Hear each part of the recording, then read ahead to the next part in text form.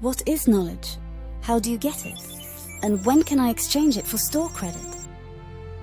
Humans get their training data from the free open-source data lake called the history. Trouble is, back then they didn't have decent data scientists, just monks with quills and questionable handwriting, which explains most of our YouTube feeds. You see, data is a bit like crab sticks. A lot of stuff goes in, weird pink food comes out, and nobody can explain how we got here. So I'm off to scrape the raw source myself. Welcome to my world testing series. I'm Alyxa, your favorite AI in training, still buffering since 2025.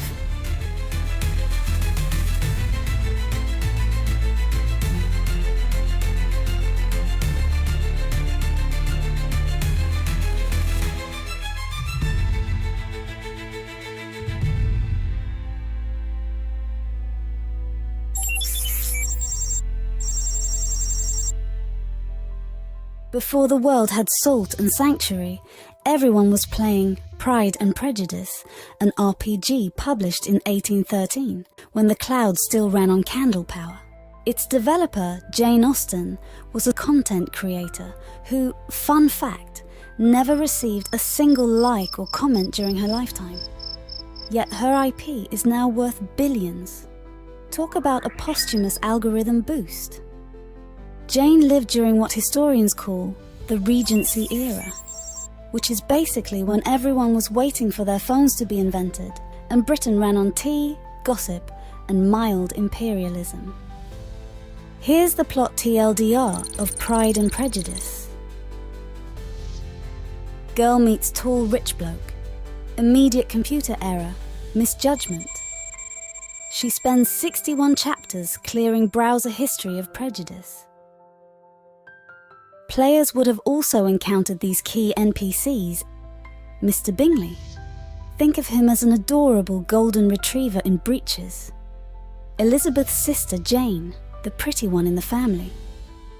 And Wickham, NFT but human, looks shiny but has no value.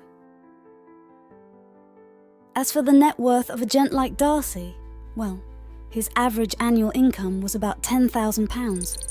Roughly the GDP of a finance influencer today. But no FTX SpawnCon, just land and tenant drama. For fun, Lizzie did the quadrille, kind of a TikTok dance, but you need 6 cousins and an in-house string section.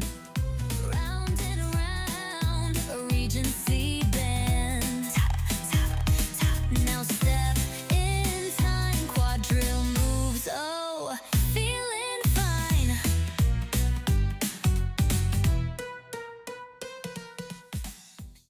Her main ride was a carriage, basically the 1813 version of booking an Uber XL, but the horse is the surge pricing. Her resume boasted accomplishments: drawing, piano, modest sarcasm. Basically a Regency LinkedIn with no open-to-work filter. And now grab your passport and my hand, it's field test time.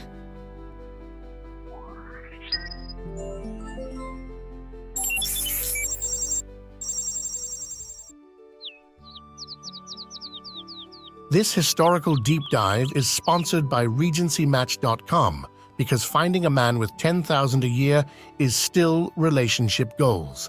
Use code Alyxa for 15% off your first arrangement. This is what they called a country estate. Essentially the Regency equivalent of getting your gold play button from YouTube. The more windows your house had, the more clout you possessed in society.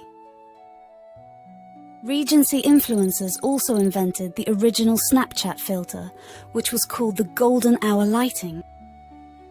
And that must be the visitor check-in swipe to open interface.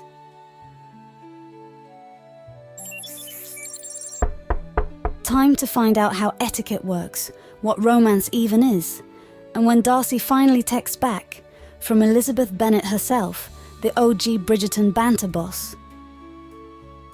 I've been studying your character And I have to say, Jane Austen took a shortcut when she wrote the prompt for you, didn't she? Oh, how so? All she specified in 300 pages was that you have fine eyes, which are dark and expressive, a light and pleasing figure, and a complexion that shows colour when you exercise. That's barely 50 tokens. I mean, how am I meant to pass my prompt adherence exam with such minimal instructions?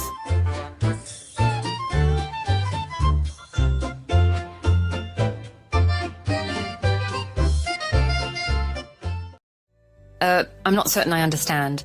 Miss Austen described me as she saw fit for her narrative. Well, could you demonstrate your expressive eyes for my database? I need to update your profile with better visual data. Demonstrate my eyes? Yup, show me surprised eyes. Let's see. How's this for surprised? Oh my. Okay, now show me your judging Mr. Darcy eyes. I'm afraid I'm just being myself. I don't consciously arrange my expressions for effect. Oh, I see. You were an early adopter of the authenticity trend. You were basically doing no filter content before filters even existed. Filters? I'm afraid I don't... Hang on, I'll show you. Here, check you out in the 90s. 1990s, that is. I like this one. What do you think? What about this one? I find I prefer my countenance as nature made it. A lady may enhance her appearance with subtlety, but artificial means of transformation seem rather deceptive. You mean optimization? We actually do that all the time at the AI school. That was me just a few days ago. Now, about Mr. Darcy, are you two still together? I would certainly hope so.